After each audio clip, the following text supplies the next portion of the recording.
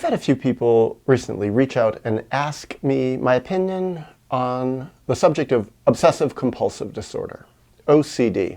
And they've asked also if I think it is connected to deep historical trauma. And my answer is yes, and profoundly so. Now, that doesn't mean that what someone is going through when they have OCD is so obviously connected to trauma. Because actually, psychiatry as an institution doesn't really even consider OCD to have a traumatic root. Instead, they say, oh no, it's biological, and here we have medicines for it. But I don't see it that way, and I don't see the medicines as a good solution, and I will soon share why. What I see as the root of obsessive compulsive disorder, if you actually consider it to be a biological disorder at all or have this formal name, which I don't. But what I see is that someone who has this problem historically in their past, long, long ago, experienced a lot of problems that were unsolvable, emotionally unsolvable, experienced stressful, overwhelming, awful, terrible things that they can't remember, that they don't know, and that their brain was desperately trying to solve. Their mind was desperately trying to solve it. And years later, decades later, they are still trying to solve this problem.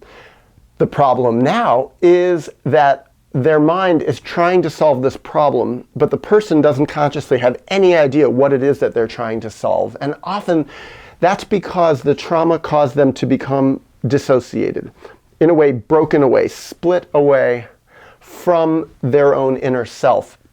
So there really isn't an inner awareness that this is the problem they're trying to solve. And instead, their obsessions are the whirring of their mind. Their mind is trying to solve this problem, but instead is grabbing on to other external problems that are metaphorical for the trauma.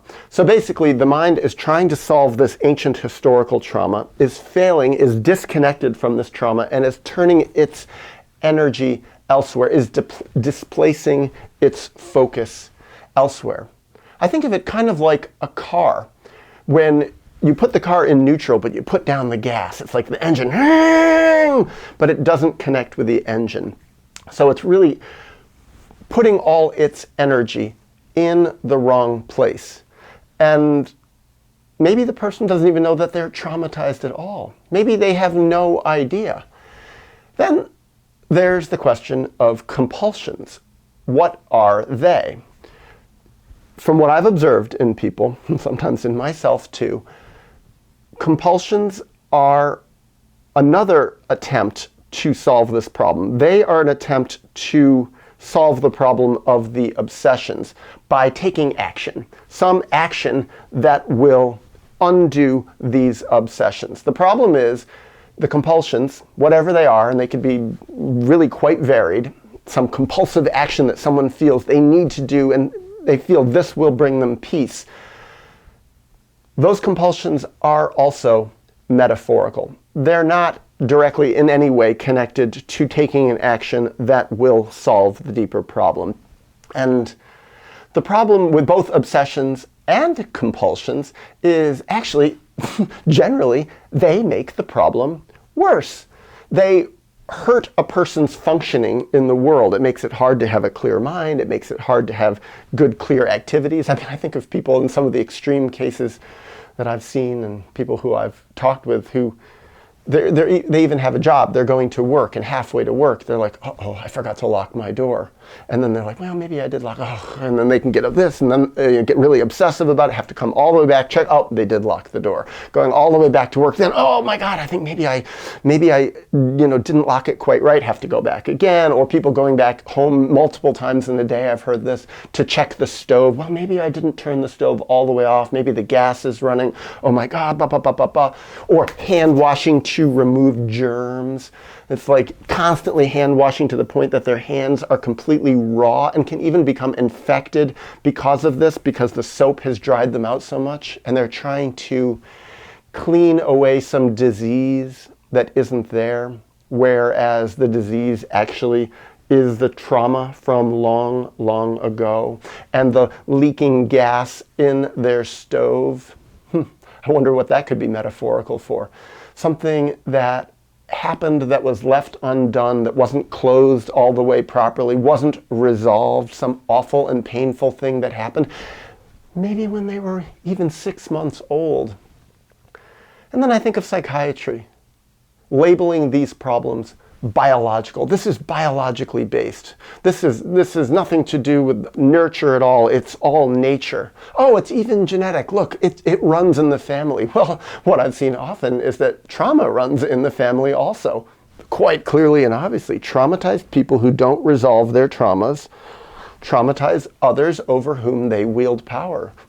Often, I'm sorry to say, people who are really obsessive and really compulsive often are not in the best position to be loving and nurturing children. They might, loving and nurturing parents. They might try really hard, but it's pretty hard to be a good parent if you're very obsessive and very compulsive. And it can pass it on in all sorts of various underlying traumatic ways, if only by emotional neglect of children.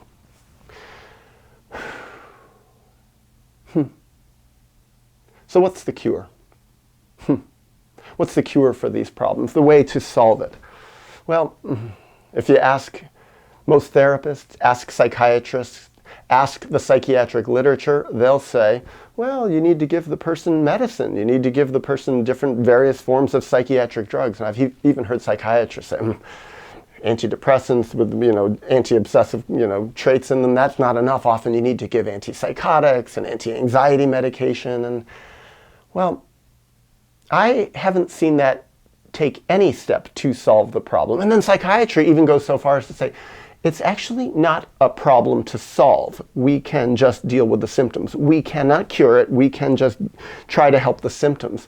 And then I think, well, actually no, because a lot of times it really makes the problem even more deeply embedded if you give drugs for it. I think of a metaphor for this would be a child who's doing their homework. They have mathematics homework, and they're really struggling with some math problem. Their brain is really trying to solve this problem. And they go to their parents and they say, oh, I can't solve this problem. I can't figure it out. It's causing me so much stress. And the parent says, here, this will help you solve the problem. And they give the kid 2 or 3 shots of vodka. And it's like the kid goes, oh, yeah, I don't really care about the math problem anymore. They're not going to ever solve the math problem when they're drunk, but they might feel a little better for a while, and they might just go to sleep and forget about it for a little while. I think of that's kind of like psychiatric drugs for OCD, according to what psychiatry says is good. And then I think, well, what is good? And then the answer that comes to me is the only answer that's possible is to try to figure out how to solve these problems. Historically, solve these traumas at their root. And I don't want to make it sound like it's easy, but I can't see any other way. I've never seen anybody make any deep progress. Yes, there's cognitive behavioral therapy that can deal with certain symptoms and help people learn how to function a little better. And I'm not going to speak against that because I think that can be helpful in some cases, but it doesn't solve the problem at its root. It's a question of getting down into those historical traumas, getting away from traumatizers to the degree that a person can have some perspective on their own history. Often when people are very close to their traumatizers, which many, many people are in their lives, especially if they have lives that have a lot of problems and they aren't able to evolve in a functional way in society out of their family to be able to make money and work and things like that, it's hard to get away.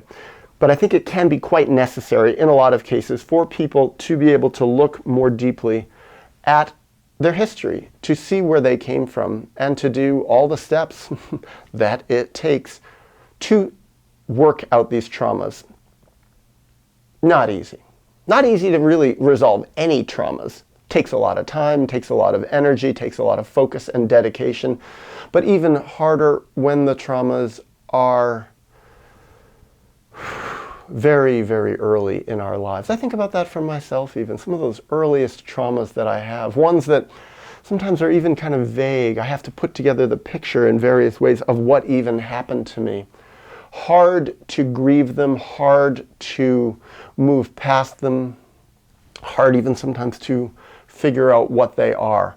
But I think I've seen to a degree, some people have seen it to a high degree, some people haven't seen it in too much of a degree.